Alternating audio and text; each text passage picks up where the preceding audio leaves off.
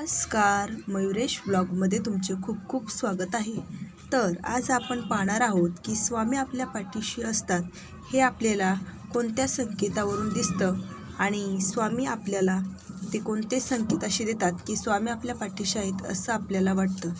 तर व्हिडिओ सविस्तर नक्की पहा, शेवटपर्यंत नक्की पहा. श्री स्वामी समर्थ. मित्रांनो, आपण सर्वजण स्वामींची सेवा करत असतो. अगदी मनापासून स्वामींची प्रार्थना करतो, स्वामींचे जप करतो, पारायण करतो. स्वामींची कृपा आपल्यावरती सदैव राहावी म्हणून आपण स्वामींचे सतत नामस्मरण करत असतो. एवढं ऐकल्यानंतर मनात एकच प्रश्न येतो की मी एवढं स्वामी सेवा करते, परंतु स्वामीपर्यंत माझी सेवा पोचते का? आणि स्वामी माझ्यासोबत खरंच आहेत का? तर भक्तांनो, तुम्हाला माहीत आहे का की स्वामी समर्थांचा आशीर्वाद आपल्या पाठीशी आहे. स्वामी सदैव आपली राखण करत आहेत की नाहीत ते कसं ओळखायचं? किंवा याचं संकेत काय असतात? तर स्वामी आपल्यासोबत असल्याचे आपल्या दैनंदिन जीवनात कोणते बदल जाणवू लागतात? तसेच घरातील एखादे अदृश्य पण दिव्य शक्ती कार्यरत आहे, हे कसे ओळखायचे? तर सर्वांचे कल्याणकारक स्वामी कायम भक्तांच्या सोबत असतात, पाठीशी असतात. तेव्हा त्या भक्ताच्या घरचा प्रत्येक कोपरा नव्या चैतन्याने आणि सकारात्मक ऊर्जेने भरून जातो. मनाला शांतता मिळू लागते, वातावरणात सकारात्मकता जाणवते आणि जीवनात समाधान, समृद्धी व आनंद आपोआप अनुभवास मिळतो.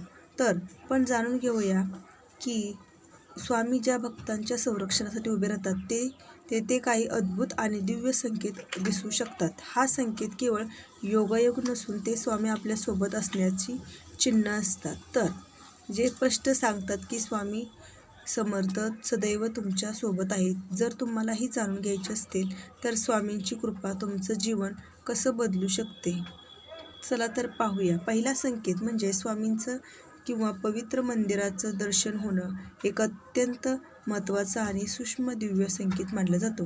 ज्या भक्तांच्या सोबत स्वामी शक्ती असते तिथे भक्तीच्या जोडीलाच एक वेगळीच अनुभूती, हळूहळू जीवनाची दिशा बदलू शकते. विशेषतः जे लोक नियमित स्वामी नामस्मरण करतात, जप, ध्यान आणि भक्तीत रमले असतात, त्यांच्यासाठी हा संकेत अधिक स्पष्ट दिसून येतो. रात्री झोपल्यानंतर स्वप्नांच्या रूपात प्रकट होतात किंवा असं काही गाढ झोपेत असताना स्वामी समर्थांचे दर्शन होते. स्वामी आपल्या डोळ्यांनी दिसतात असे अनुभवल्यासारखे होते. तर कधी स्वप्नात एखादं पवित्र मंदिराचं, देवघर किंवा दीपांचं उजळलेले स्थळांचे दर्शन होत असेल तर मन आपोआप शांत होतं आणि हृदय भक्तीकडे ओढलं जातं. तर दुसरा संकेत म्हणजे ज्या भक्तांचे आयुष्य स्वामी बदलणार असतात त्या भक्तांच्या घरामधील वातावरण हे कोणत्याही कारणाविना शांत होऊ लागते. घरातील वाद विवाद, भांडणे, कटुता दूर होतात आणि समजूत आणि समाधानाला महत्त्व मिळते. आई वडील, पती पत्नी, मुलांमधील नात्यात आपुलकी आणि समज वाढू शकतात. जी शांतता असते ती शब्दात सांगता येत नाही. तिसरा संकेत म्हणजे घरामध्ये कोणत्याही कारणाविना येणाऱ्या दिव्य सुगंध. ज्या घरात स्वामी आईचा वास असतो तिथं केवळ बाहेरच नाही तर आत्मिक पातळीवरही परिवर्तन घडू. यातील एक अतिशय सूक्ष्म पण अत्यंत प्रभावी संकेत म्हणजे अचानक जाणवणारी एक पवित्र सुवासिक अनुभूती. हा सुगंधाने नैसर्गिक असतो पण त्याच्या मागे कुठलं ना कुठलं कारण असतं. विशेषतः पहाटेच्या वेळेला किंवा रात्री झोपण्याआधी अचानक अशी सौम्य आणि मनमोहक गंध जाणवतो, जी ना फुलाची असते ना अगरबत्तीची. हा सुगंध हवेत विरघळलेला असतो आणि ज्या क्षणी तो जाणवतो त्या क्षणी मन आणि हृदय अद्भुत अलौकिक शांतता, आत्म्याला स्पर्श करणारी दैवी अनुभूती देतो. कारण हा स्वामींच्या कृपेचा एक दिव्य संकेत असतो. ही अनुभूती त्या ईश्वर उपस्थितीची खूण असते जी आपल्याला भौतिक डोळ्यांना दिसत नाहीत पण मन आणि आत्म्याच्या खोल स्तरावर नक्कीच जाणवते. हा संकेत जाणवतो की स्वामी आणि त्यांच्या दिव्य शक्तीचा वास तुमच्या घरात झालेला आहे. चौथा संकेत म्हणजे घरात अचानक संत साधू येणे.